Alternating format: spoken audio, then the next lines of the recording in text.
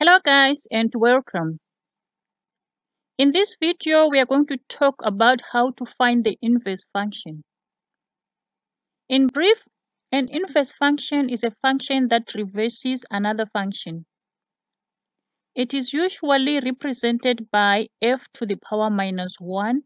In fact, it's f and then superscript minus 1. Alright, let's look at how we can find the inverse of f of x is equals to x plus 4.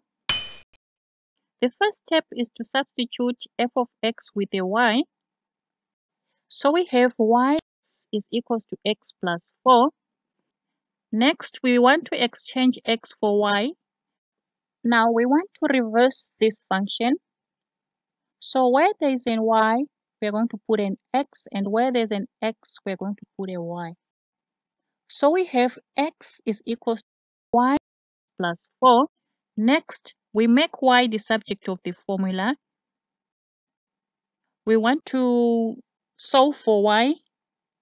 So we're going to subtract 4 from both sides of the equation. So we remain with x minus 4 is equals to y. Now we have y is equals to x minus 4. That brings us to the last step, which is to replace y with the inverse function notation.